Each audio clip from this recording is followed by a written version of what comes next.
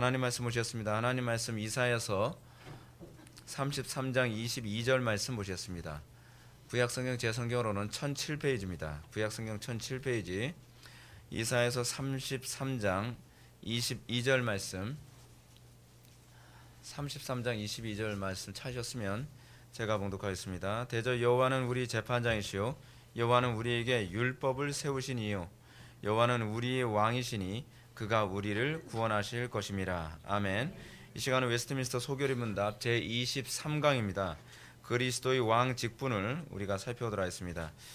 소결의 문답 오늘 우리 23강 들어야 되는데요. 오늘 26문 보도록 하겠습니다. 제가 질문하겠습니다. 그리스도께서는 어떻게 왕의 직분을 행하십니까? 그리스도께서는 우리를 자기에게 복종하게 하시고 우리를 다스리시고 보호하시며 자기와 우리의 모든 원수를 제압하고 이기심으로 왕의 직분을 행하십니다. 예, 그리스도께서 우리의 왕이 되십니다. 이거 그냥 피상적으로 생각해야 될 문제가 아닙니다. 우리가 그리스도를 우리의 왕이라고 얘기하면서 우리가 그리스도께서 우리의 왕이시면 우리에게 나타나야 되는 게 무엇인가? 우리를 자기에게 복종하게 하시고 우리를 다스리시고 보호하시며 자기와 우리의 모든 원수를 제압하고 이기심으로 왕의 직분을 행하십니다. 그냥 이게 구체적으로 느껴져야만 합니다.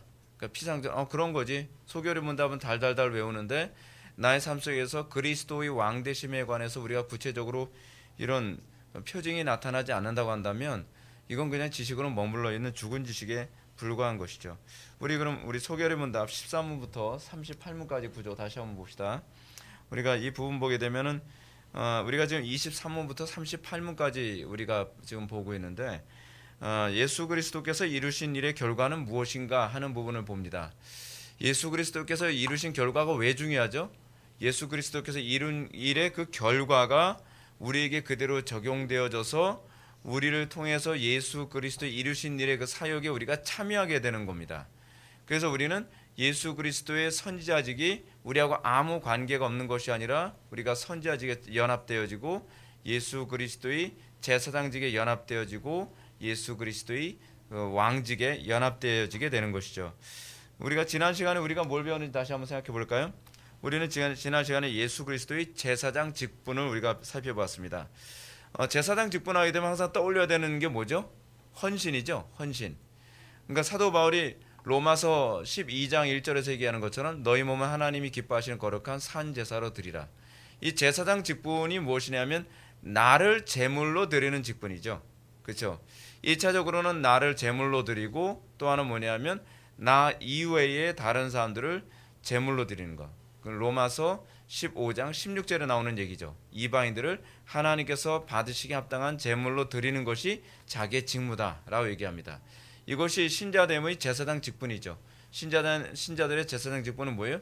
먼저 내 자신을 하나님께서 받으실 만한 흠없는 제물로 드리는 삶을 살아가고 그리고 그것으로 끝나지 않고 우리 주변에 많은 하나님을 아직 모르는 사람들로 하여금 하나님께서 받으시기 합당한 제물이 되도록 그들을 이 하나님께 드리는 것. 그래서 이 일이 설교자들에게는 목회자들에게는 교회의 성도들을 먼저 1차적으로는 목회자는 자기 자신을 먼저 하나님께 드리는 제물로 삶을 살고 그리고 회중들로 하여금 하나님께서 받으시기에 합당한 산 제물로서의 삶을 살도록 끊임없이 십자가를 강설하는 것. 그렇죠? 그게 이제 사실 목회자의 직무입니다. 목회자가 성도들한테 좋은 소리 듣고 목회자가 성도들한테 박수 받고 칭찬받는 쪽에 신경 쓰게 되면 하나님께서는 뭐라고 얘기하시죠?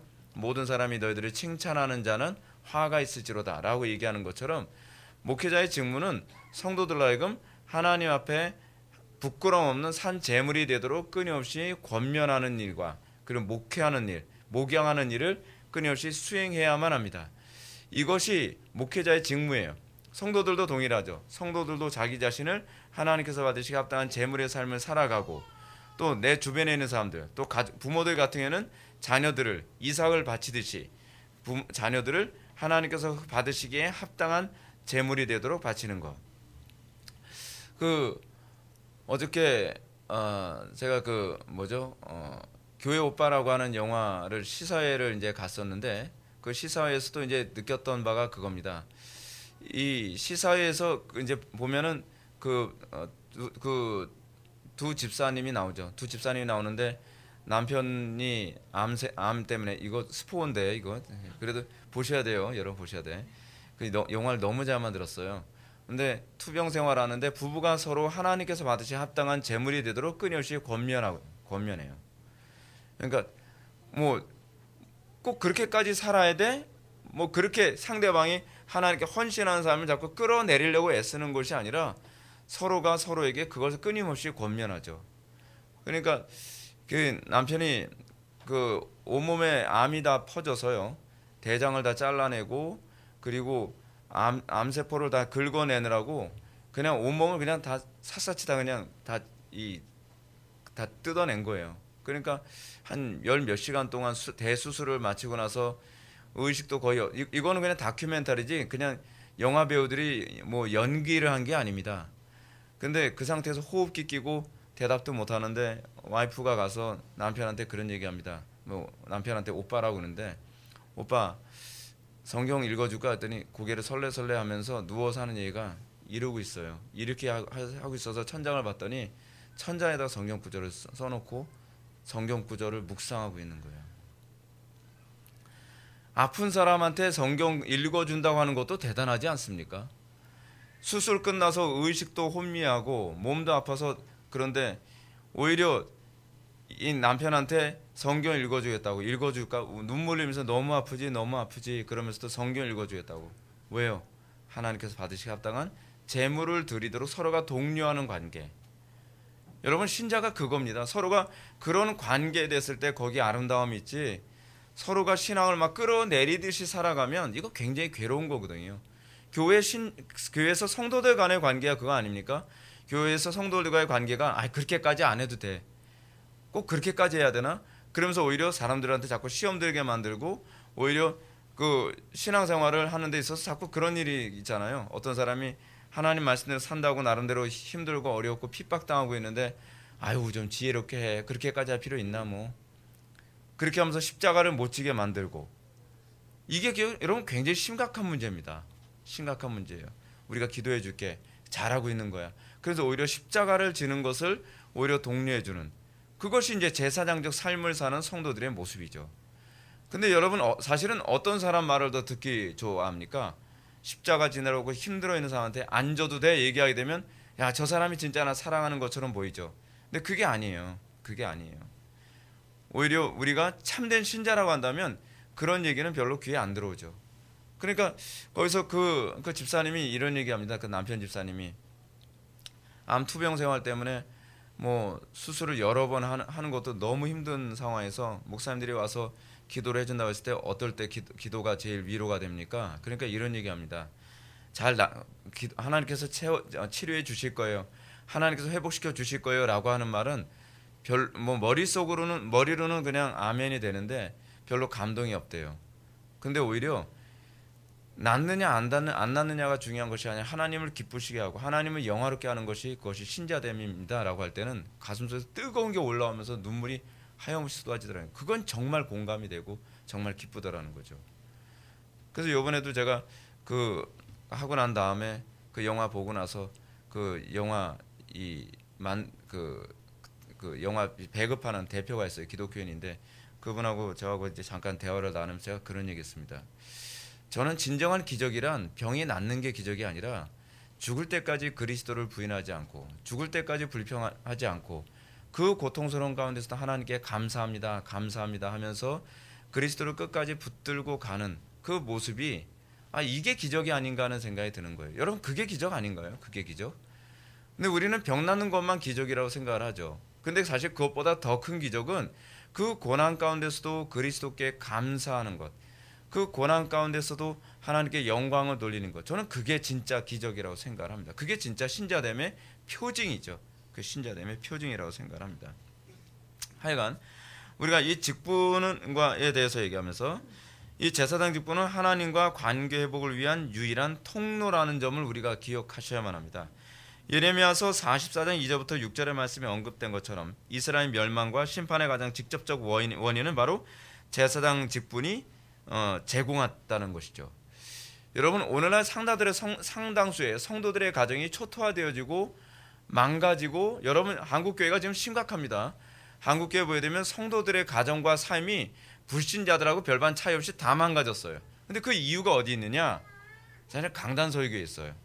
강단에서 하나님과 관계를 회복하도록 끊임없이 제사장적 직분을 수행했어야 되는데 제사장적 직분을 수행하는 것이 아니라 교인들 비유 맞추느라고 하나님하고 관계 회복이 아니라 비유 맞추느라고 우상 숭배도 괜찮아요. 그 정도는 괜찮은 거예요.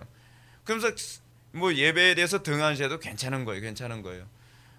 그런 식으로 하나님과의 관계를 차선으로 두고 그 사람들의 개인의 감정이라든지 이익에 우선순위에 두면서 그들의 우상을 숭배하도록 만들면서 어떻게 해요? 사실 가정이 다 초토화돼 버린 거예요. 지금 여러분 더 심각한 문제가 뭐냐면 이 제사의 타락. 여러분 이제 이 얘기 나오죠. 이 제사의 타락. 이 타락으로 말미암아 어떤 현상이 나타납니까? 어리석은 지도자가 세워지는 원인이 돼요. 우리가 이사야서 한번 3장을 한번 보시겠습니다. 이사야서 3장. 여러분 이거 굉장히 심각한 문제입니다. 이사야서 3장 1절부터 7절 말씀을 한번 제가 읽어볼게요. 보라 주 만군의 여호와께서 예루살렘과 유다가 의뢰하며 의지하는 것을 제하여 버리시되 곧 그가 의지하는 모든 양식과 그가 의지하는 모든 물과 용사와 전사와 재판관과 선지자와 복술자와 장로와 50부장과 귀인과 모사와 정교한 장인과 능란한 요술자를 그리하실 것이며. 여러분 하나님을 전적으로 의지하지 않고 하나님께 대한 산 제사로서의 이 제사가 무너지니까 하나님께서 뭐라고 얘기해요? 네가 의지하던 거 다 없애버리겠다는 거예요. 그 다음이 진짜 심각한 문제입니다. 4절. 그가 또 소년들을 그의 고관으로 삼으시며. 이 소년들이라고 하는 이 단어의 히브리어의 원 의미는 뭐냐면 사고가 유치한 사람들이에요.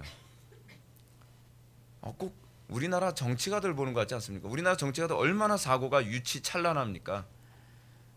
여러분 성경 말씀 그대로예요. 성경 말씀 그대로. 지금 한국 교회가 이 지경 된 이유가 뭐냐면요. 예배가 박살났기 때문에 그래요. 예배가.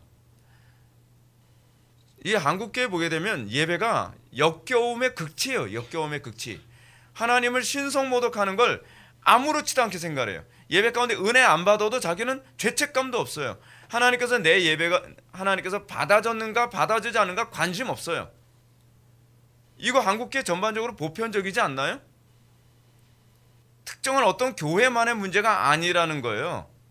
뭐 개혁파 교회들은 뭐 우리는 괜찮 아니요. 전 개혁파 교회 여러 교회 가봤지만 그 교회 교인들 예배에 대한 사모함이나 하나님께 대한 희생이나 하나님께 대한 간절함 뭐 그런 거 별로 없이 그냥 다리 딱 꼬고 지적으로 뭐 성경 공부하듯이.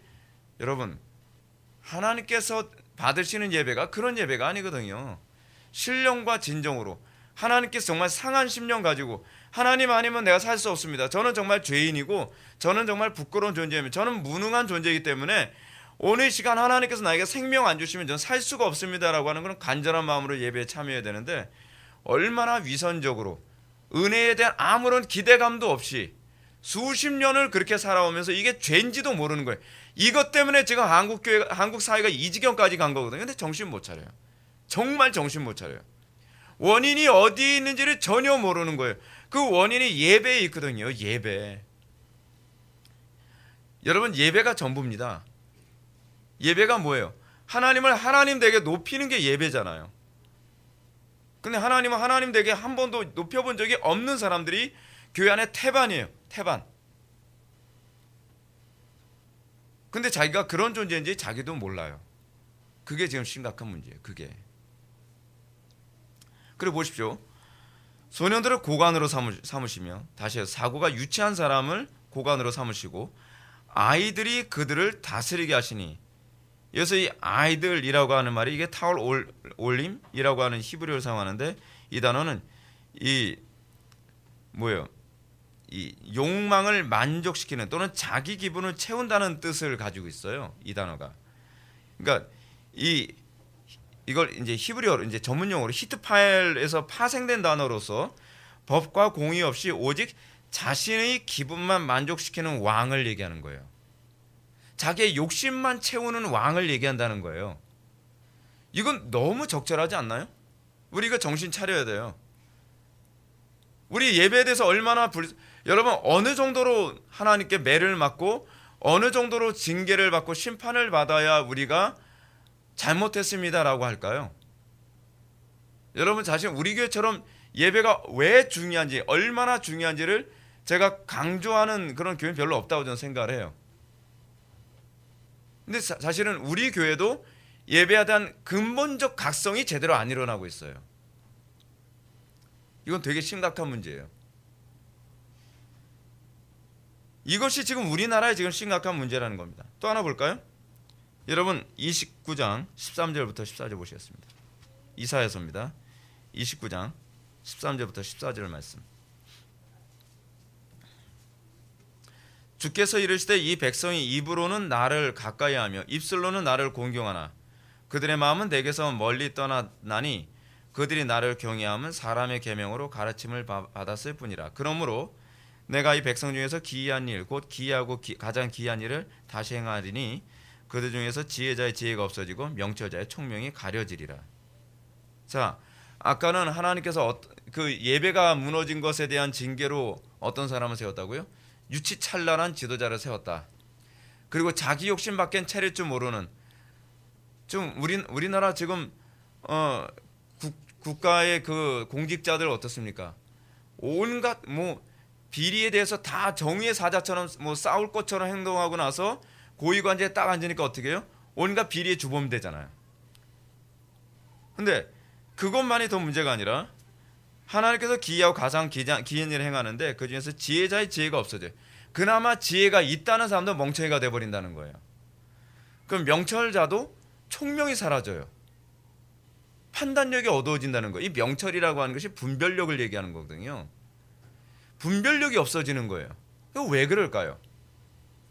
그 13절에 나와 있죠. 이 백성이 입으로는 나를 가까이해요. 입술로는 나를 공경하는 것 같죠. 섬김, 하나님을 공경해야 돼, 하나님을 경외해야 돼.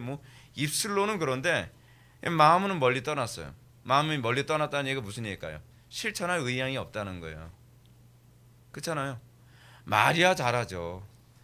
누구는 어떤 사람은 불경건해, 누구는 잘못됐어, 어떤 교회는 뭐가 잘못됐어, 이런 얘기는 잘하는데 정작 자기는 그 말씀대로 실천하는데 긴장감도 없고 그냥 새우만 때우고 있고 아무런 삶의 변화도 없이 그냥 살아가는 거예요. 그래서 나는 신앙생활 잘하고 있겠지. 그래서 뭐라고 이게? 그들이 나를 경외함은 사람의 계명으로 가르침을 받았을 뿐이라. 겉으로는 경외하는 것 같아요. 근데 사람의 가르침 이상을 뛰어넘는 정말 중심에서 하나님을 경외하고 하나님을 사랑하는 그 삶은 없다는 거예요. 이게 제일 큰 죄라는 걸 전혀 몰라요. 이게 죄라는 걸 모르는 게 지금 우리나라의 가장 심각한 문제라는 거예요. 아무리 얘기해도 와닿지가 않죠. 아무리 와닿아요. 남 얘기하는 것처럼 들리지 않습니까? 그러니까 이 문제를 해결하기 위해서 금식하고 이 문제를 해결하기 위해서 정말 하나님께 구하고 찾고 두드리는 간절한 마음이 없는 거죠. 그러니까 하나님께 어떻게 해요? 하나님께서 매를 때리고 또 때리고 또 때리고, 니네들이 의지하던 재물 걷어가고, 니네들이 의지하던 건강 걷어가고, 니네들이 의지하던 인간관계 다 걷어가면서 어느 정도로 매를 맞아야 정신을 차리겠냐. 지금 하나님께서 외치는 게 좀 그거 아닌가요? 지금요. 그래도 정신을 못 차리는 게 오늘날 기독교인들이에요. 남 문제가 아니라니까요. 이건 우리 문제예요. 우리 문제. 우리가 하나님 앞에 바로 서지 못했기 때문에 우리가 징계를 받는 거란 말이에요. 자, 이제 우리는 그러면 이제 그 그리스도의 세 직분 중에서 오늘 왕의 직분에 대해서 우리가 오늘 좀 살펴보도록 하겠습니다. 그리스도의 삼직에 대한 이해 중에 이제 왕 직분 봅시다. 왕이 어떤 사람이에요?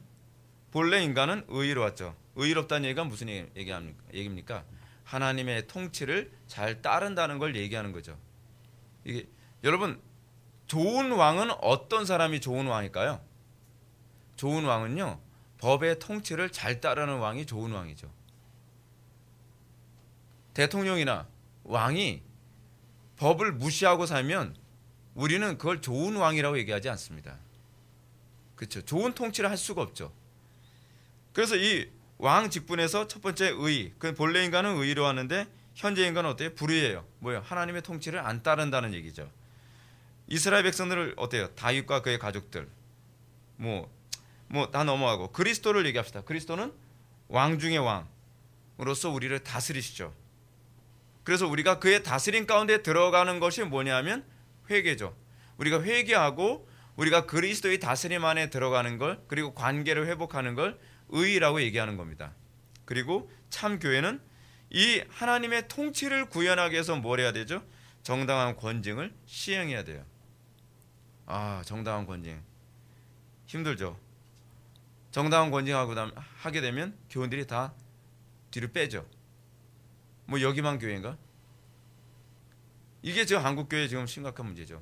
한국교회 교회인들 어때요? 편하게 신앙생활할 수 있는 교회를 찾아다니죠. 하나님의 말씀대로 신앙생활할 마음이 없어요. 좋은 말씀은 찾아다니는데 그 말씀대로 살 의향이 없다는 얘기예요. 그럼 도대체 왜 좋은 말씀을 찾아다니는지 저는 이해를 못하겠어요. 실천도 안 할 거. 어디 가서 잘난 체 하려고요? 어디 가서 난 똑똑하고 너는 멍청해라고 하는 좀 우월감 좀 가져보려고 좋은 교리, 좋은 가르침을 찾아다니는 건가요? 그렇지 않으면 터무니없는 설교에 지쳐가지고 그래도 맞는 소리 듣고 싶어서 여러분 좋은 교회를 찾아다니는 겁니까? 좋은 교회는요, 잘 가르치는 교회가 아니라 가르친 대로 살도록 만드는 것이 좋은 교회입니다. 근데 그러니까 좋은 가르침을 배우는 건 좋아하는데 당신은 이 가르침을 살지 못하고 있어요. 이렇게 살아야 돼요 라고 해야 되면 그 다음서부터 나쁜 교회로 전락해버려요. 나쁜 교회, 나쁜 목사로 전락해버리죠. 어떤 목사가 좋은 목사예요? 잘 가르치고 don't touch. 뒤에서 위선적으로 살든 어떻게 살든 신앙생활을 개떡같이 하든 뭐하든 전혀 터치하지 않고, 그건 뭐예요? 그냥 계속 잘만 가르치면 돼요. 그러면 그 목회자는 뭐죠? 학원 강사죠. 마치 뭐하고 똑같아요. 여러분 학원 강사 이러잖아요.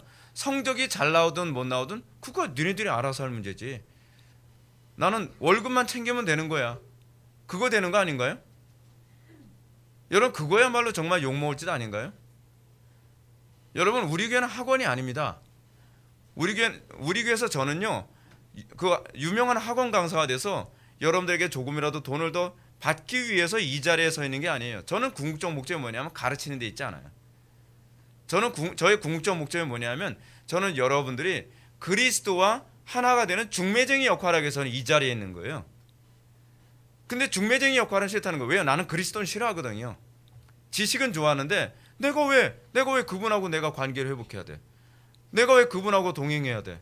내가 왜 그분의 명령대로 살아야 돼? 불쾌하게. 이게 지금 한국교회 모습인 거예요. 그걸 되게 불쾌하게 생각하죠. 이쪽 길로 가야 주님과 동의하는 거. 나는 동의하고 싶지 않아요. 나는 지식을 원하는 거지. 그럼 번지수를 잘못 찾았죠. 그러니까 요즘 교인들 어떻습니까? 자기 혼자 공부하면서 혼자서 신앙생활 하려고 그러죠. 그게 편하거든요. 참, 여러분 목회자 타락했다라고 얘기하지 마십시오. 제가 보기엔요, 교인들도 만만치 않아요. 교인들도 무지하게 타락했어요. 무지하게요. 자, 그럼 왕직의 역할이 뭔가 한번 볼까요? 시편 2편에서 잘 표현하고 있는 것처럼 고대 이스라엘에서 왕직은 하나님의 통치를 대신 구현하는 사람이었습니다. 이스라엘 왕은 하나님의 대리 통치인이었죠. 그 왕의 통치는 율법을 통해서 하나님께 복종케 하며 원수들로부터 보호하며 율법에 어긋난 행동에 대해서는 징계하는 일을 했어요. 그러니까 하나님이 하시는 일을 왕을 통해서 하신 거예요. 그러니까 이 구약의 삼직자들은요, 하나님께서 하실 말씀을 선지자들 통해서 말씀하시고 하나님께서 하시는 그 제사장적 삶을 제사장을 통해서 행하셨으며 또 하나님께서 이스라엘을 다스리시는 것을 하나님께서 왕이라고 하는 매개체를 통해 왕이 하나님의 통치를 그대로 수행하는 역할을 했어요. 그죠? 그래서 왕이 하는 일이 뭐예요? 왕이 뭐에 그 눈이 밝아야 돼요? 율법에 눈이 밝아야죠. 대통령이 여러분 이 나라 잘 다스리려면 뭐에 눈이 밝아야 돼요?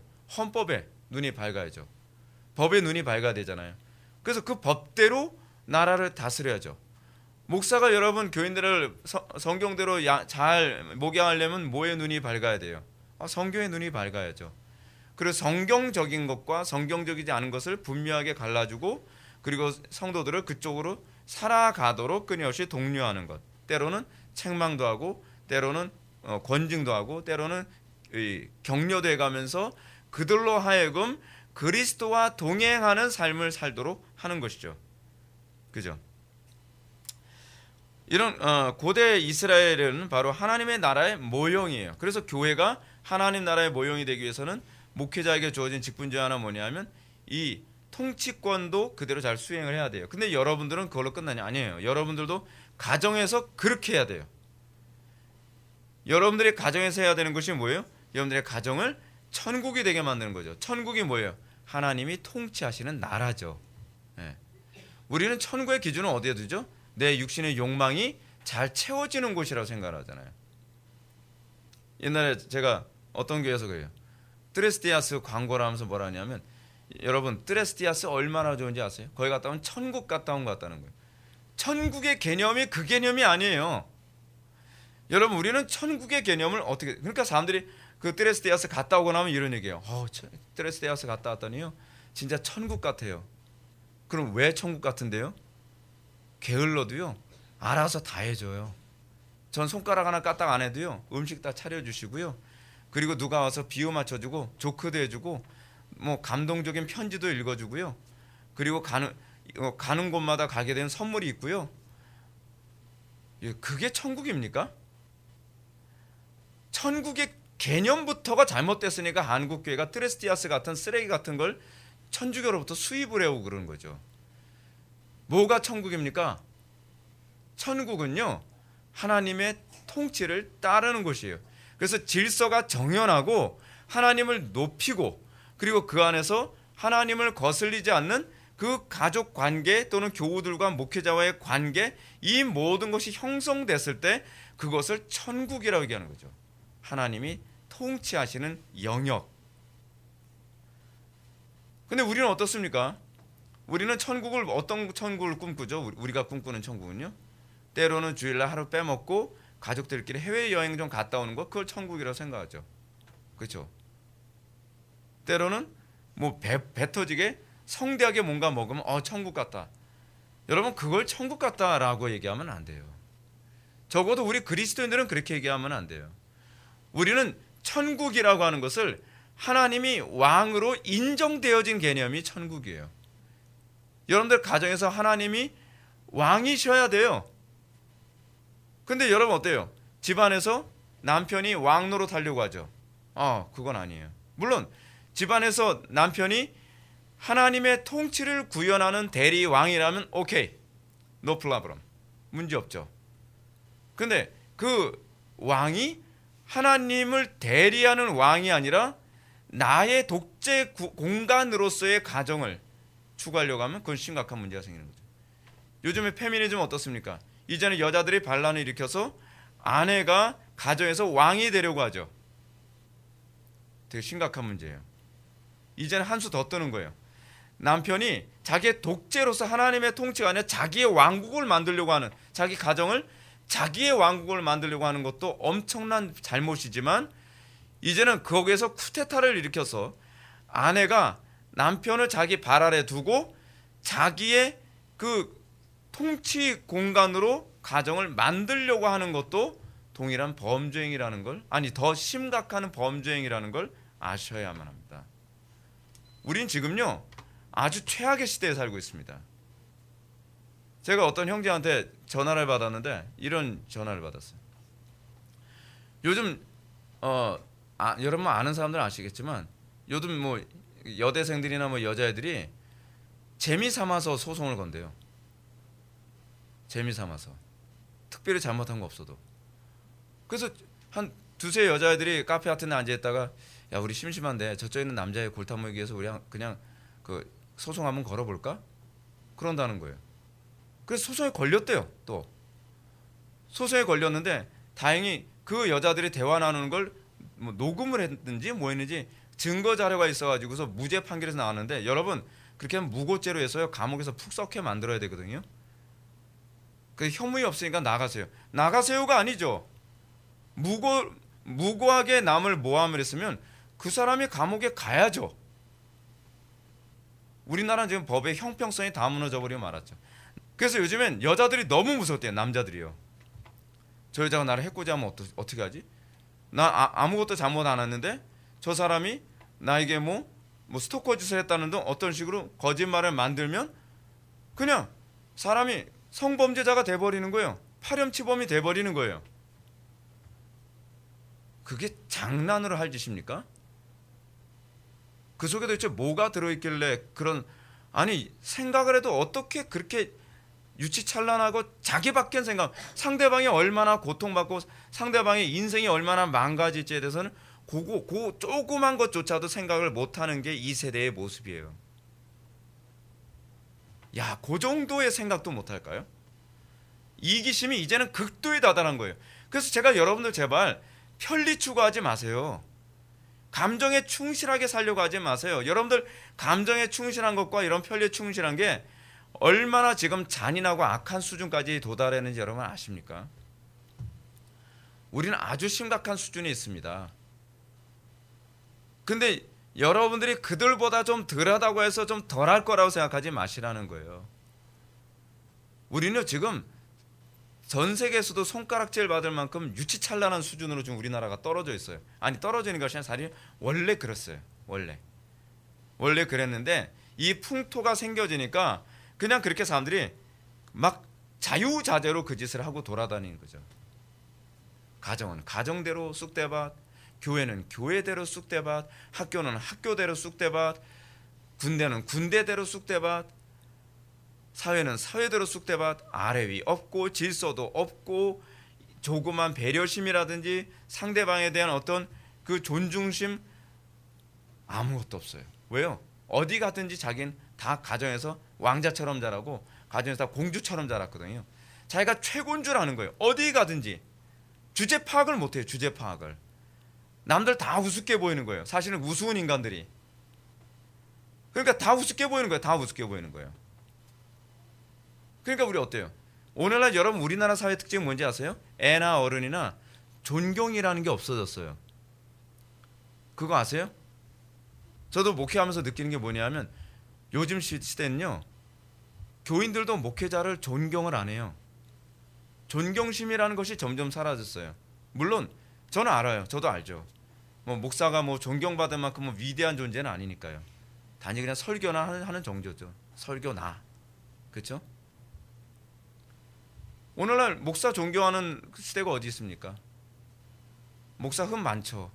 근데 여러분 목사가 흠이 많아도 존경하는 이유는 말씀 맡은 자기 때문에 존경하는 것이지 그가 여러분들보다 더 똑똑하거나 여러분들보다 더 인격적으로 훌륭하기 때문은 아니에요.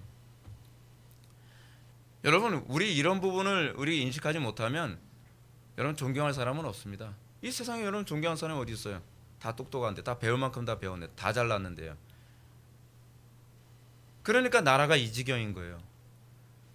이게 얼마나 심각한지 이게 감지를 못해요. 감지를 너무 총체적으로 썩어서요. 따라서 이스라엘의 왕이 하나님의 율법을 바르게 집행하고 통치하면 다윗이나 솔로몬 왕국 때처럼 형통하고 번창했죠. 그러나 왕이 하나님의 법을 대리로 집행하여 통치하지 않으면 이스라엘은 지옥이 돼버리는 거예요. 지옥이 쑥대밭. 나중에 나라 전체가 없어지죠. 지금 이렇게 우리나라가 별반 다르지 않은 상태입니다. 그래서 여러분 한번 보십시오. 다윗 왕 시대 크게 번창했죠. 그렇죠? 다윗 왕 시대가 왜 어떻게 크게 번창했죠? 다윗 시대 때 사람들은 다윗이 하나님의 통치를 정확하게 구현한 거예요. 무서울 정도로 정확하게 구현했어요. 그래서 다윗 왕 시대를 골든 에이지라고 하죠. 가장 영광스러웠던 때라 그러죠. 그래서 선지자들이 항상 예언할 때 뭐예요? 다윗과 같은 메시아가 도래할 것이다. 그 다윗은 다윗이 메시아의 어떤 그림자라는 거예요? 하나님의 법을 정확하게 수행하고 통치하는 그런 왕이었다는 거죠. 솔로몬 왕 시대. 솔로몬 왕은 어땠죠? 좀 지혜롭긴 지혜로웠는데 문제는 뭐냐면 하나님의 통치를 제대로 구현하지 않고 이 와이프 말 듣고 이방 여자 말 듣고 그래가지고 결국 어떻게 됩니까? 나라를 분열되도록 만들었죠. 그리고 아합 왕 시대 이스라엘 멸망의 원인이 됐습니다. 아주 최악의 왕이죠. 하나님 말씀 하나도 안 듣고 지 멋대로 하고 정말 자기 욕심이 채워지는 쪽으로만 모든 사고를 그렇게 하는 거예요. 근데 우리나라는요, 이 모든 국민들이 아하방 같아요. 지금 수준이. 지금 이게 극심한 거예요. 아하방 욕할 것도 없어요. 그 자리에 앉으면 다 그럴 사람들이에요. 지금 우리나라 사람들이. 얼마나 지금 우리나라 심각한지. 잠깐. 좀. 이렇게 새로운 왕이 등장할 때마다 국가의 위기가 항상 바뀌죠. 그러니까 선지자들은 끊임없이 어떻게 해요? 다윗과 같은 왕이 좀 도래했으면 좋겠다라고 항상 그 부분을 기도하지 않습니까? 그래서 도래한 게 바로 그 예수 그리스도께서 이제 메시아가 도래가 되죠. 왕이신 예수 그리스도. 이스라엘의 영원히 온전한 왕국이 되기 위해서는 영원히 온전한 왕이 나타나야 했죠. 그렇죠? 그 왕이 바로 예수 그리스도십니다.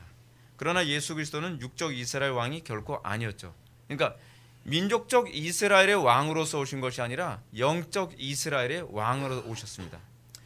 예수께서 대답하시되 내 나라는 이 세상에 속한 것이 아니라 만일 내 나라가 이 세상에 속한 것이었더라면 내 종들이 싸워 나로 유대인에게 넘기우지 않게 하였으리라. 이제 내 나라는 여기에 속한 것이 아니니라.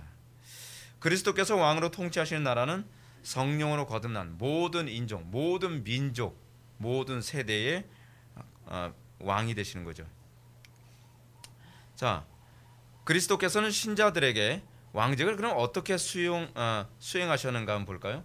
이게 먼저 내렸어야 되는데, 자, 소개의 문답은 그리스도께서 신자들을 첫 번째로 자신에게 복종시키시고, 그렇죠? 두 번째로, 그러니까 여러분 그의 백성들이 하면 어떤 현상이 나타나요? 그리스도께 복종할 마음이 생겨야 돼요. 그러니까 그리스도께 복종할 마음이 생기지 않고 하나님 말씀이 선포되면 마음이 굳어지고 강팍해지고 또는 권위 없게 느껴진다고 한다면 이건 되게 심각한 문제예요.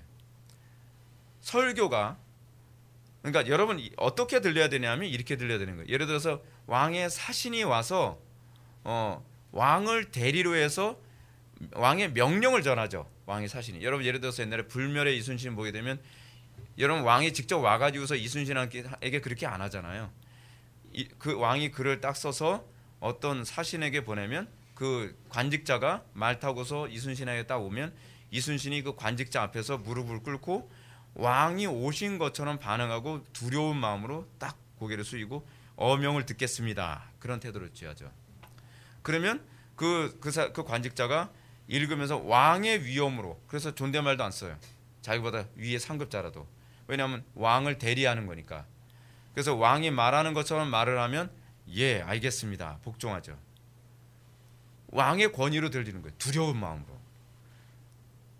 여러분들 우리가 하나님의 설교를 들을 때 그렇게 들려야 되거든요. 하나님의 말씀 들을 때 김 목사 개인이 하는 권면으로 듣는 것이 아니라 하나님이 김 목사 입을 통해서 말하는 그 권위로 들었을 때에 두렵고 떨리는 거거든요. 여러분 한번 생각해 봅시다. 마치 이순신 장군이 그 어떤 그 정부 관직자가 와가지고서 서쳐가지고 얘기하는데, 아이 나보다 허리고 그 관직도 떨어지는. 그래 뭐 얘기해봐. 뭔데? 왕이 이렇게 한다 하시오. 알았다 그래. 이게 지금 우리가 예배 시간에 설교를 듣는 태도의 전형적인 모습이에요. 예배 시간에 껌짝짝 씹어가면서 다리 꼬고 그러면서 뭐 좋은 정보네. 저 목사 그래도 조금 아는 게 있네. 그게 아니에요, 여러분. 예배는 하나님께서 직접 얘기하시는 걸 인간 목사를 통해서 얘기하시는 거죠. 왜 얘기하시죠? 믿음으로 듣나 그렇지 않나 보시려고. 그래서 인간 설교자를 통해서 겸손하게 듣나 그렇지 않나를 보시기 원하는 거예요. 그러니까 여러분들이 얼마나 예배 가운데 설교를 들을 때 내가 정말 복종하는 태도가 얼마나 중요한가를 아셔야 돼요. 그래서 첫 번째, 복종시킨다는 것은 자발적 헌신을 의미합니다. 시편 110편 3절을 보면 주의 권능의 날에 주의 백성이 거룩한 옷을 입고 헌신하니, 즐거이 헌신하니, 하나님의 말씀 또는 왕의 명령을 듣고 즐거이, 네, 임금님이 원하신다면 하겠습니다. 뭐 이런 식의. 그리스도의 백성된 자들은 즐거이 헌신하는 자들이 됩니다. 왜냐하면 그들의 마음속에 율법을 새겨서 율법을 사랑하게 만드셨기 때문에 그렇습니다. 그래서 여기서 보게 되면 수동태로 나오죠. 자신에게 복종해야만 한다 아니라 복종시키시는 거예요. 믿음이 뭐냐면 복종되어지는 거예요. 하나님의 말씀의 권위가 내가 느껴져서 소위 거부할 수 없는 irresistible grace로 느껴지는 거예요. 그래서 그 말씀이 나를 강권하여 마치 누구예요? 예레미야가 내가 더 이상 말씀을 대언하지 아니하리라 하여도 내가 불붙는 듯하여 핍박을 받아도 말씀을 대언했던 것처럼 그것이 우리에게 나타나야 되는 부분이죠. 히브리서 8장 10절에 보면 내가 내 법을 저희 생각에 두고 저희 마음에 이것을 기록하리라 라고 얘기합니다. 그 말씀이 우리 마음에 새겨져서 복종시키시는 거죠. 하나님께서요. 그럼 그 다음 볼까요? 두 번째, 그의 백성을 다스리시는 방식을 한번 보겠습니다. 그리스도께서는 그들에게 율법을 주심으로 다스립니다. 율법을 불순종하면 형벌을, 순종하면 보상을 주신다는 경고와 약속으로 통치하시죠. 신약에서 이걸 어떻게 나오죠? 자녀처럼 대우하심. 자녀처럼 대우하셔서 어떻게 해요? 징계하시죠. 훈육하시죠. 때로는 격려하시죠. 때로는 위로하시죠. 그 언약 백성이기 때문에 그래요.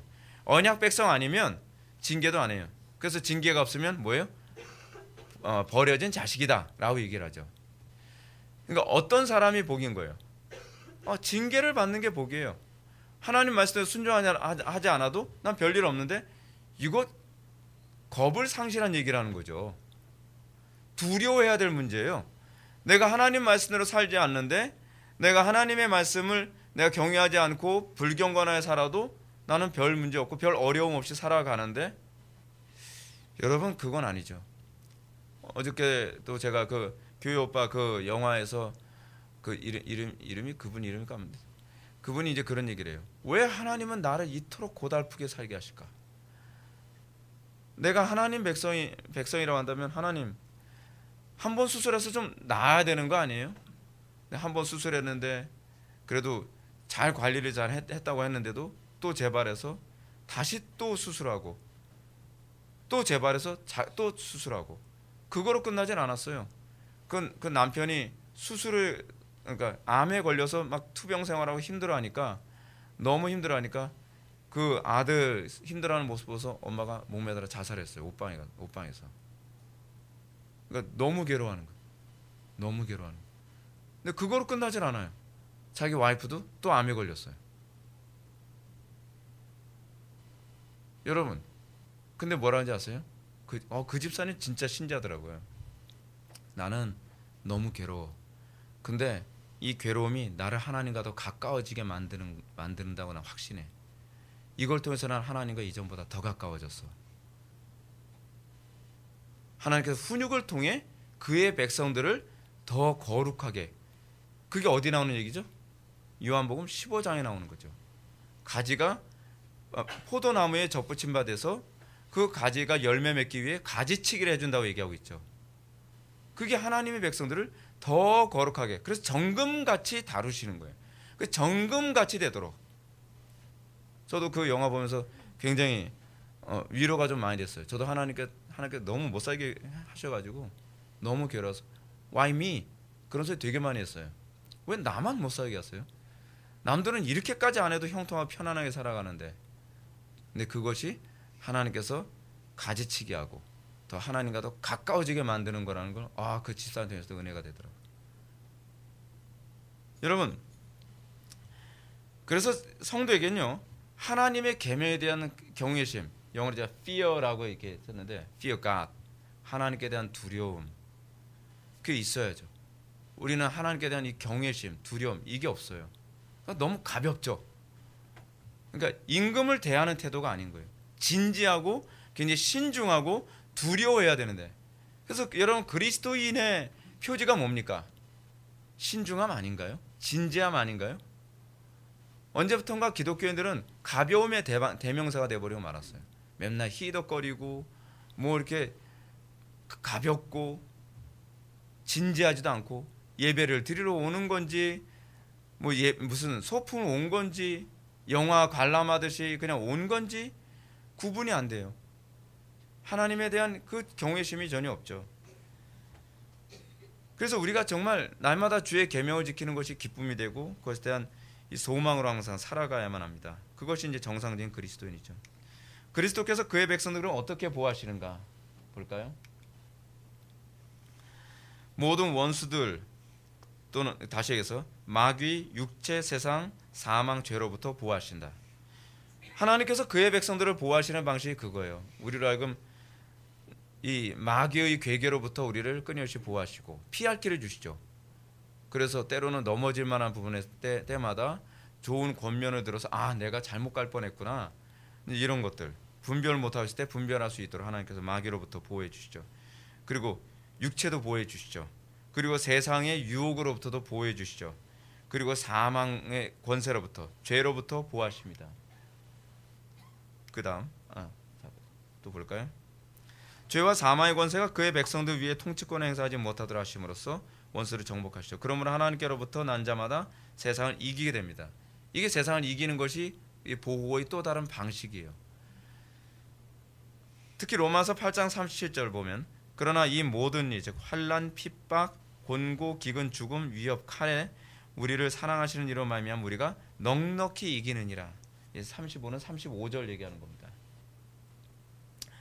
우리는 넉넉히 이긴다고 얘기합니다. 뿐만 아니라 바울은 38절부터 39절을 통해 악한 영의 공격으로부터 하나님의 백성들이 보호를 받고 있음을 다음과 같이 언급하죠. 죽음도, 이건 공동 번역인데요, 생명도, 천사들도, 권세의 천신들, 즉 악한 영들도, 현재의 것도 미래의 것도, 능력의 천신들도 그리스도의 보호로 말미암아 넉넉히 이긴다고 얘기합니다. 악한 영으로부터 보호를 받는다는 얘기죠. 이것이 하나님의 백성의 특권이죠. 근데 우리는 어때요? 하나님의 통치를 받는 건 별로 좋아하지 않고 하나님의 보호만 기대하죠. 근데 그렇게 안 와요. 하나님의 통치를 받는 걸 기뻐하는 자들에게 이 보호도 따라오는 거지, 하나님의 통치를 기뻐하지 않으면서 보호만 기대하는 것은 미신이죠. 이건 미신이에요. 그럼 왕직으로서 교회를 한번 볼까요? 교회에게 주어진 직분 가운데 하나가 왕직입니다. 그리고 교회는 주님 오시는 그날까지 하나님의 통치를 이 세상에 구현하도록 부름받은 존재입니다. 신자라고 하는 이제 교회가 뭔가 했을 때 교회는 단순히 그냥 구원받을 날만 기다리는 게 아니에요. 제가 이번에 이 짤방이라고 하지, 짤방. 그 짧은 방송, 유튜브 이제 짧은 방송에 제가 한 5분, 10분 정도로 제가 이제 이 짧은 방송을 제가 이제 준비하느라 요즘 생각이 굉장히 많아요. 근데 그 중에서 제가 이제 컨텐츠를 여러 개를 제가 지금 계획하고 있는데 그 컨텐츠 중에 하나가 뭐냐면 구원이라는 우상이에요. 우리는 구원이 우상이 돼 버렸거든요. 제가 여기서 다 얘기 안 할 거예요. 그냥 짤방에서 얘기할 거기 때문에. 네. 그냥 그 맛배기로만 말씀드리는 거예요. 우리는 구원이 우상이에요. 그러니까 구원이 목적이 되면 여러분 이게 있어요. 목적이 곧 여러분들이 섬기는 대상입니다. 목적이 여러분들의 신이에요. 우리에게서 목적이 무엇이 되어야 되죠? 하나님이 되어야 돼요. 목적이 하나님이 되어야만 그게 신앙이에요. 근데 우리는 구원을 목적으로 삼는 걸 신앙이라고 생각해요. 근데 구원을 목적으로 삼는 사람들의 특징이 뭐죠? 하나님에 대해서 관심이 없어요. 그러니까 문제만 해결되어지면 뭐 되는 거예요. 병 고침 받으면 되는 거예요. 그리고 내가 구원 받았다라고 하는 확증만 얻으면 되는 거예요. 그 다음부터는 하나님은 안중이 없죠. 그렇죠? 이제 이런 사람이 있어요. 자기가 중환병에 걸려서 치료받기를 원해요. 그 구원받기 원한다는 표현이죠. 그렇죠? 구원받기 원해요. 그래서 교회에서 목사님이 시키는데 다 해요. 다 하고 정말 열심히 신앙생활해요. 그러다 고침 딱 받으면 그 다음에 이제 내가 교회 그 치료 받았으니까 그에 대한 감사의 표현으로 어느 정도 신앙생활을 해줘요. 헌금도 어느 정도 해줘요. 그러다가 안 나와요. 신앙생활을 흐리멍덩하게 해요. 그러면 이제 권면하는 거죠. 아니 열심히 하시더니 요즘 왜 그렇습니까? 제가 이제 실제로 있었던 얘기를 제가 말씀드리는 거예요. 그러니까 그분이 하는 얘기가 아니 목사님 그래도 이 정도면 제가 그 치료된 거에 대한 그 보답한 거 아닌가요? 이게 오늘날 한국교회 교인들의 모습이에요. 구원이 목적이에요. 구원이 우상이에요. 그러니까 내 계산법대로 내 욕심을 차렸기 때문에 내가 더 이상 신경 쓸 거 없다는 거예요. 근데 여러분, 우리가 진짜 구원받은 존재라고 한다면 우리의 목적은 하나님이어야 돼요. 하나님이 목적이 되도록 하기 위해 구원이라는 수단을 사용하신 거예요. 그래서 조나단 에드워즈가 뭐라 그랬죠? 궁극적 목적과 종속적 목적이라는 얘기를 하죠. 궁극적 목적이 뭐예요? 하나님이죠. 하나님의 영광, 그게 궁극적 목적이죠. 종속적 목적이 뭐예요? 중생이죠. 구원이라는 거예요. 왜냐하면 하나님의 영광을 위해서 살기 위해서는 펑션, 이 기능이 바뀌어야 되기 때문에, 그래서 우리를 구원하신 거예요. 근데 우리는 어떻게 해요? 그러다 보니까 구원이 목적이 되니까 구원파가 나오는 거예요. 여러분, 이게 되게 심각한 문제입니다. 근데 우리는 이 문제의 심각성을 아무리 얘기해줘도 이 문제를 개선하려 들질 않아요. 그래서 여러분, 교회는 주님 오시는 그날까지 하나님의 통치를 이 세상에 구현하도록 부름받은 존재, 왕으로서 부름받은 존재라는 의식을 가져야만 합니다. 이는 교회는 단순히 천국 가기 위해 부름받은 존재라는 가르침과 정면으로 충돌이 일어나죠. 천국 가기 위해서가 아니에요. 더 정확한 표현을 할게요. 천국을 이루기 위해서 우리를 부르신 거예요. 그러니까 성경을 대충 아는 게 문제예요. 천국에 가는 게 아니라 천국을 이루는 게 우리의 목적이라니까요. 그래서 하나님께서 우리를 부르신 거예요. 천국의 일꾼 삼기 위해서요. 그러니까 우리가 구원이 목적이 뭔지조차도 관심이 없는 거예요. 근데 설교자들도 그러면 곤란하죠. 아무리 외쳐도 안 깨닫는데 설교자부터가 구원이 목적이라고 자꾸 설교하면서 전도를 그런 식으로 하니까 교회가 지금 쑥대밭이 된 거 아닙니까? 그러면 교회는 이 세상에 어떻게 이 세상에 하나님의 통치를 구현하게 될까요? 볼까요? 복음을 증거함으로 불신자들이 회개하고 하나님의 통치를 받아들이라고 선언합니다. 소위 하나님의 통치를 구현하는 것이 뭐냐면 복음 증거인데, 복음의 내용이 뭐냐면 하나님의 통치에 들어오라는 얘기예요. 이게 전도예요. 그냥 교회만 나오면 되는 게 아니라 네가 하나님의 통치에 들어오면 너에게 자유함이 주어질 거라는 거예요. 그러니까 여러분, 어떻게 생각합니까? 전도가 뭐라고 생각합니까? 제가 최근에도 이제 어떤 분 제가 이번에 우리 유튜브 짤방 그거 하느라고 장비를 사느라고 물건 파는 분은 이제 우리 교회 이제 왔었는데, 제가 이제 그분한테 그러지, 혹시 교회 다니세요? 그랬더니 지금은 안 다닙니다. 지금은 그럼 옛날엔 다녔다는 건가요? 그래서 이렇게 건을. 그래서 이게 무슨 소리지? 그래서 제가 만난 하나님 그냥 전하는 거예요. 여러분, 전도가 왜 어렵다고 하는지 저는 개인적으로 이해가 안 돼요. 그냥 내가 만난 하나님, 그리고 나는 왜 복음이 필요했고 그 복음이 나를 어떻게 변화시켰고 이 복음이 얼마나 좋은지를 그냥 간증하는 거예요. 여러분, 성경에서 보십시오. 사도 바울도 주로 그렇게 얘기하잖아요. 나는 원래 나쁜 놈이었는데 다메섹 도상에서 주님 만나서 그렇게 교리 정확하게 얘기 안 해요. 무슨 신학적으로 논쟁하려고 그러지 않아요. 난 주님 만난 게 너무 좋은데 예수님 만나니까 이렇게 되더라. 여러분, 그 사마리아 여인이 전도 어떻게 합니까? 내가 메시아를 만났는데 내가 신학적으로 좀 설명해 줄게. 그러지 않았어요. 와 보라, 내가 메시아를 만났다. 전도라는 게 그런 거예요. 전도라는 게 내 속에 감격이 있어서 감격을 전하면 그 사람들이 공감하는 거예요. 근데 신기하게 거부감이 하나도 없어요. 그분이 가시고 나서 문자로 저한테 그런 거예요. 목사님, 그 짤방 하시면 저한테 그 채널 좀 꼭 링크해 주세요. 꼭 들어볼게요. 전도 그렇게 어려운 거 아닙니다. 문제는 뭐냐면 내 속에 없는 걸 주려고 하니까 문제인 거예요. 내 속에 생명이 없는데 생명이 있는 척 하려고 하니까 자꾸 남들이 사기처럼 보이는 거예요. 저거 사기치는 거 아니야? 저렇게 해서 교회에 좀 오게 만들어서 헌금이라도 더 내게 만들려고 그런 거 아니야? 근데 그게 아니거든요. 내 속에 그리스도가 있으면 그냥 자연스럽게 성령께서 나를 통해 말하게 하시는 거예요. 그러면 나도 한번 예수 한번 믿어볼까? 그렇게 되는 거죠. 그리고 그게 너무 좋으면 강권하게 되는 거거든요. 강권하게 돼요. 그래서 복음을 전하면서 어떻게 해요? 막 세게 전하게 되잖아요. 왜냐하면 내 속에 너무 확신이 있으니까. 그러면서 거기에 변화가 일어나고 거기에서 구원이 일어나기도 하는 거죠. 예, 두 번째로 볼까요? 하나님의 택한 백성들은 이제 하나님의 가르침을 계속적으로 배우고 기도함으로써 자신의 삶 속에 하나님의 통치가 온전히 구현되도록 힘써야 한다. 우리는 구원받았기 때문에 그걸로 끝나는 게 아니죠. 그 다음부터 어떻게 해요? 우리는 그 구현이 더 온전해지길 열망하죠. 여러분들 진짜 여러분들 구원받았다고 한다면 여러분 현재 상태에 만족할 수가 없어요. 그러니까 구원을 안 받았으니까 만족하는 거예요. 그러니까 뭐하고 똑같냐면 북한에 있는 사람은요 자유에 대한 갈망이 없어요. 왜냐하면 북한에 있는 사람들은 이게 원래 인간 사는 거라고 생각을 하니까요. 근데 자유를 한번 맛본 사람은 견딜 수가 없다는 거예요. 여러분들 보세요. 여러분들 진리 안에서 자유함을 맛봤나요? 그러면 더 온전한 자유를 여러분 꿈꾸죠. 더 자유로울 수 없을까? 더 자유로울 수 없을까? 심령이 가난해지는 게 그래서 그러는 거예요.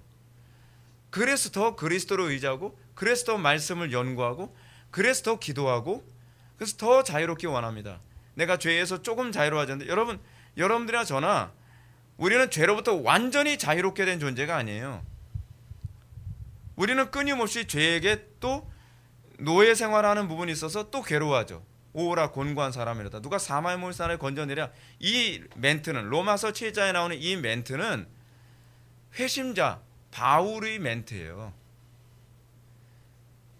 이 죄의 종로로 타는 것이 정상적인 생활이라고 생각하는 사람에게는 이런 탄식이 없죠.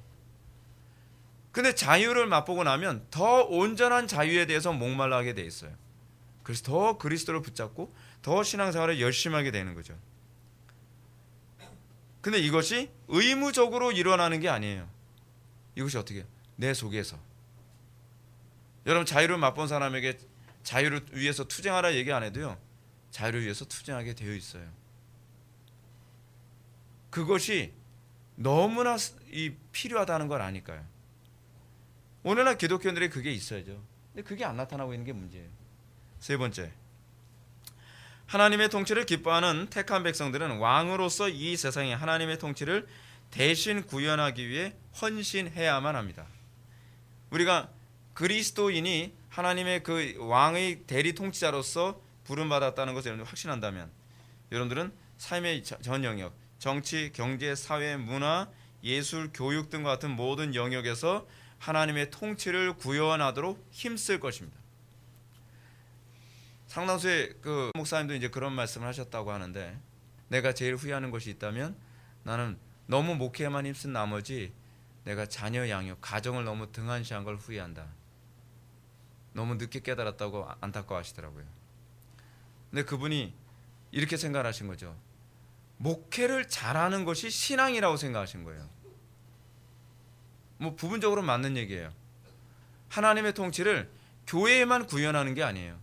하나님의 통치를 내 가정에도 구현해야죠. 나의 삶의 모든 영역에 하나님의 통치를 구현하려고 몸부림치는 거. 이것이 이제 신자됨의 모습이죠. 여러분들 교회 안에서는 열심히 신앙생활 잘하는데 가정은 개차발이고 직장에서도 인정 못 받고 사람이 게으르고 요령 피고 그리고 자기밖에 모르고 그거 가짜죠. 하나님의 통치를 삶의 전 영역에서 내가 거하는 모든 곳에 하나님의 통치를 구현하기 위해서 힘써야죠. 그래서 문피에 가면 이제 자기가 쓰는 글로서, 내가 영화 감독이면 영화로서, 내가 예를 들어서 교육자면 교육을 하는 것 영역에서 하나님의 통치를 어떻게 구현할 것인가를 구하고 찾고 두드리는 삶을 이제 시작하게 되는 거죠. 쥐어짜는 거예요. 여러분 구하고 찾고 두드리는 거 안 한다는 건 여러분들은 그거에 대한 목마름 열정 없다는 거예요. 그냥 되는 대로 살아가는 거예요. 어제나 오늘이나 동일하게. 그러니까 저는 정말 안타까운 게 그거예요. 왜 더 온전한 하나님의 통치를 구현하기 위해서 지혜를 짜내는 노력을 안 하냔 말이에요. 그거 여러분이 하나님의 통치를 정말 사랑하고 기뻐하신다고 한다면, 근데 그거에 대한 어떤 매력을 못 느끼는 거 아닌가요? 하나님의 통치가 구현이 안 돼도 자기는 별로 안타깝지가 않은 거예요. 왜냐하면 나는 나만 편하면 그만이니까. 그건 아직 하나님의 통치의 영들이 맛을 못 봐서 그런 거예요. 그래서 우리가 이렇게 헌신할 때 주님은 그 백성들에게 어떻게 해요? 비상한 능력과 권세와 은사를 주셔서 세상에 감당할 수 없는 자들로 세우십니다. 여러분 이걸 잘 기억하세요. 하나님께서 어떻게 그 하나님의 통치를 구현하는 자들에게 비상한 능력을 주시느냐? 바울이 얘기했잖아요. 하나님께서 미련한 자를 택해서 지혜로운 자를 부끄럽게 한다고요. 하나님께서 그 무능한 자를 택해서 능력 있는 자를 꺾으신다고요. 그럼 어느 정도로 비상한 능력을 부여해 주시는지 알겠죠? 어느 정도로 하나님께서 특별한 은사, 그러니까 눈에 안 띌 수가 없어요. 정말 독특할 정도로 눈에 띈단 말이에요. 여러분들 신앙생활 하면서도 불구하고 평범하다, 그건 여러분 하나님 영광에서 살아본 경험이 있는지 좀 질문을 던지게 돼요. 평범할 수가 없어요. 여러분 다윗이 뛰어나서 골리앗 때려 눕힌 거 아니거든요. 다윗이요? 무식한 사람이에요. 목동 생활밖에 한 게 없단 말이에요. 근데 그 다윗이 어느 정도로 비상한 능력을 가져요. 이스라엘 왕국을 통치하잖아요. 근데 그게 그 사람이 학원에서 배우거나 그래서가 아니에요. 하나님을 사랑하고 율법을 어떻게 하든지 실현하려고 하는 것 때문에 그런 거란 말이에요. 오히려 솔로몬 같이 머리도 좋고 정말 체계적으로 공부를 배울 수 있는 왕의 아들로 크는데도 아버지만 못하잖아요. 그거는 하나님께 대한 사랑의 문제거든요. 여러분 저는 그렇게 생각을 해요. 하나님을 사랑하는 사람이 평범할 수는 없다고 생각을 해요. 하나님을 사랑해서 사는 사람이 이 세상 사람들보다 못할 수는 저는 없다고 생각을 해요. 왜냐하면 제가 말씀드린 대로 하나님께서 미련한 자를 들어서 강한 자를, 지혜로운 자를 부끄럽게 하실 정도로 하나님께서 그렇게 영광을 드러내길 원하시니까. 여러분들에게 이런 현상이 일어나는지 여러분 좀 고민을 좀 해보셨으면 좋겠습니다. 문화명령의 수행자로서 왕직을 한번 볼까요? 교회는 세상을 에덴으로 경작하도록 부름받았습니다. 이것은 첫 아담이 받은 사명의 연장이죠. 하나님이 그들에게 복을 주시며 하나님이 그들에게 이르시되 생육하고 번성하여 땅에 충만하라. 땅을 정복하라. 바다의 물고기와 하늘의 새와 땅에 움직이는 모든 생물을 다스리라 하시니라. 창세기 1장 28절에 나오는 말씀이죠. 이런 소명의 삶은 부담스러운 노동이 아닙니다.